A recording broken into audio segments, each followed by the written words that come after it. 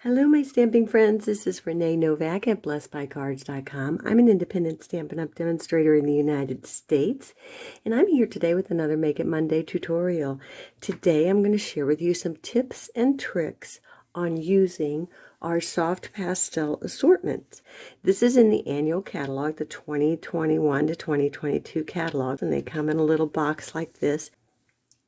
And I received several emails saying that you've purchased these, but you don't really use them. And I love the pastels. So today I'm going to share with you 7 different ways to use your soft pastels. So let's get started. First of all, you're going to have 2 best friends. You're going to want to use your Pick 2 tool, and I use the spatula side. So just flip around your pokey tool side to get your spatula, and that just simply pulls right out of here. And you can interchange them. So this is the pokey side, and you just slide it in there and twist a little bit, and then you get your spatula side. And then a silicone mat, because you can see mine's all loved on over here with a bunch of colors, but I do use the spatula to scrape off some of the chalks to get my colors. And I'm going to share with you how we do that. So the very first technique that I'm going to share with you is just to color directly onto your image. So I'm just going to let's grab a purple. I'm just going to grab the purple, and you just simply color directly onto your image. And then you can blow it off, brush it off, however you want. You can use a blending tool to get more detail on it, and the eraser, because the pastel chalks are very forgiving, you can use an eraser to get off any edges that you don't want. So you can do other colors. You probably wouldn't want to do a double colored flower, but I'll just give you the idea of what this looks like. And there you have it if you want to use the eraser to get a little bit of that off, and that is just simply coloring directly. Here is my sample. This is what I use, and I colored directly to the leaves and to the flowers. So that is our first technique. So our second technique is, and I have little cheat sheets on the back here, our second technique is the sponge dauber. And you can also use a blending tool if you want, but for this one, I just simply going to grab some Mango Melody, and then I'm just going to scrape off some of that color with my Pick 2 tool and the spatula side onto my silicone mat. And then I'm just going to simply take a sponge dauber, and I'm going to dab it right in directly where I just got that chalk down, and I'm just going to swirl it around and put it directly onto my image. And then, can't blow it off on camera, so blow it off up here. And then I'm going to take a blending tool. Now you can purchase a blending tool if you want, and I'm using some Poppy Parade for a little highlight. You can purchase a blending tool if you want, but I just made my blending tool just out of rolled up paper and chiseled off the end to make it kind of pointy. And then I can go into my chalk and I can just blend another color, and I can add a little bit of highlight wherever I want. I do have a plastic blending tool that I purchased from somewhere a long time ago, but I prefer the rolled paper, making my own. It works a little better and it blends a little nicer. So that's the second technique with the chalk and the blending. And let me bring in my sample for that. Now I used the sponge dauber all around the flowers, if you can see, and then I took the blending tool with a little darker to add some detail on the flowers. So that's our second technique.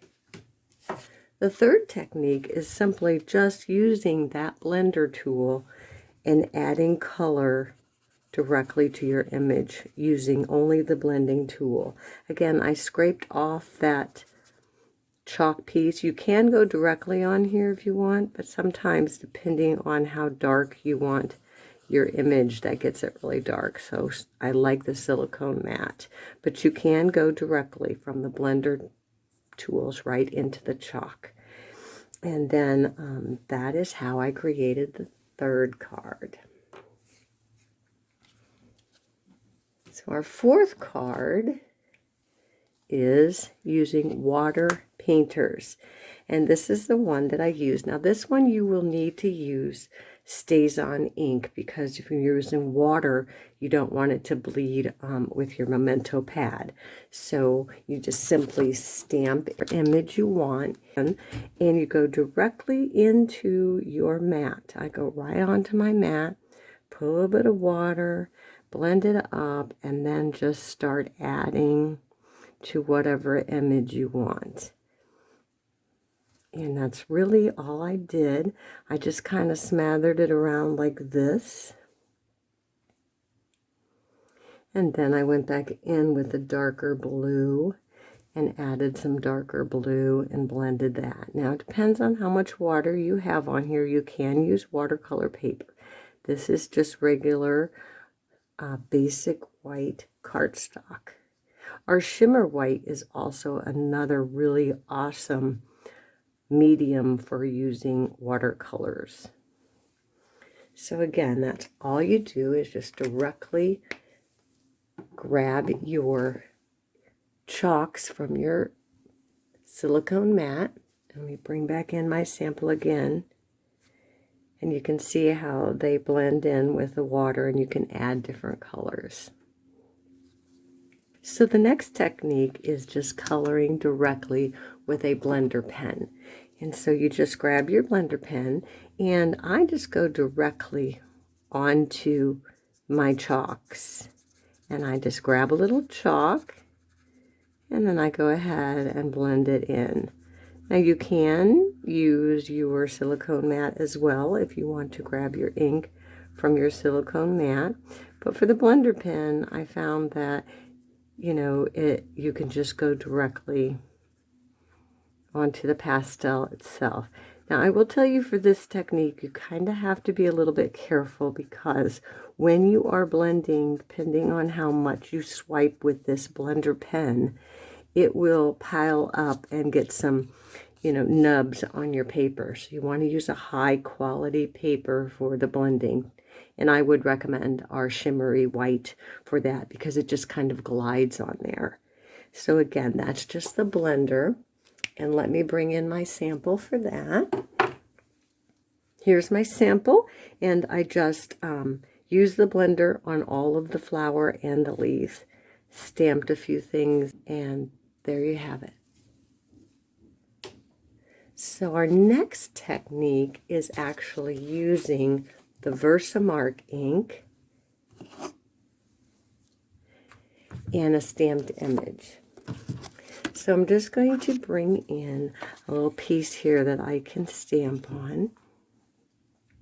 And I'm saucing it up in my Versamark. Q-tip is nice and soft. So I'm going to bring in my Q-tip, and I'm just going to grab some of that blue. And as you can see, it just reveals that image. It's beautiful. So the Q-tip on this one is nice and soft, or you could use the sponge dauber, because it's nice and soft, and you kind of want it to blend all around where your Versamark is and reveal that image. So the blending tool might be a little too pokey, so to speak, because you'll get too much color in one spot. But the sponge dauber or just a plain old Q-tip works great.